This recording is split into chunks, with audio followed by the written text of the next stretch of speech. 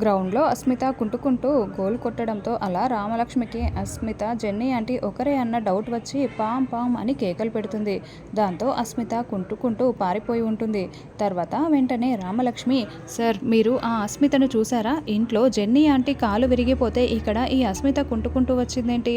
నాకిద్దరు ఒకరేనేమో అనిపిస్తోంది. కాబట్టి ఈ అస్మిత ఆ జెన్నీ ఆంటీపై మనం ఒక కన్నేసి ఉంచాలి అని రామలక్ష్మి చెప్పడంతో, అవును రామా, నువ్వు చెప్పింది నిజమే రామా అని శౌర్య అంటాడు. తర్వాత రామలక్ష్మి ఆద్య శ్రీనులని ఏ విధంగానైనా ఒకటి చేయాలి అని ఒక ప్లాన్ రెడీ చేసుకుంటుంది.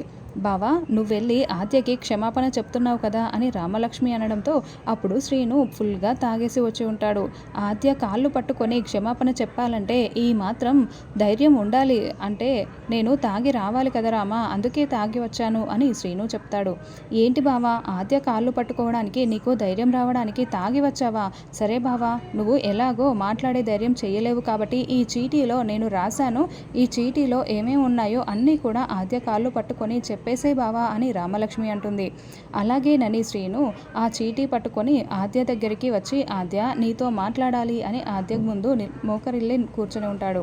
అప్పుడే రామలక్ష్మి కూడా అక్కడికి వచ్చి, ఆద్య చూడు, బావ నీతో మాట్లాడడానికి వచ్చాడు, ఏదో మాట్లాడతాడంట, చూడు ఆద్య, బావ క్షమించమని అడుగుతాడు, క్షమించమని అడిగితే అప్పుడు నువ్వు క్షమించేయాలి ఆద్య, ఇంకేమీ ఆలోచించకూడదు, బావా మాట్లాడు బావా, మాట్లాడు బావా అని రామలక్ష్మి అంటే ఫుల్గా తాగేసిన శ్రీను ఫుల్గా మత్తులోకి వెళ్ళిపోయి ఉలుకు పలుకు లేకుండా కూర్చొనే నిద్రపోతూ ఉంటాడు.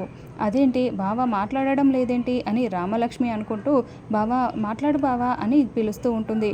ఈ శ్రీను మాట్లాడేది లేదు, చేసేదేమీ లేదు అని ఆద్య వేరొక వైపు చూసుకుంటూ ఉంటుంది.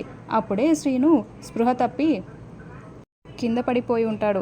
అది చూసిన రామలక్ష్మి, అయ్యో ఏంటి బావ ఇలా చేశాడు, ఆద్య కాళ్ళు పట్టుకొని క్షమాపణ చెప్తాడనుకుంటే చూడు ఎలా నిద్రపోతున్నాడు అని రామలక్ష్మి చాలా షాకింగ్గా నోటిపై చేతులు వేసుకొని మరీ చూస్తూ ఉంటుంది.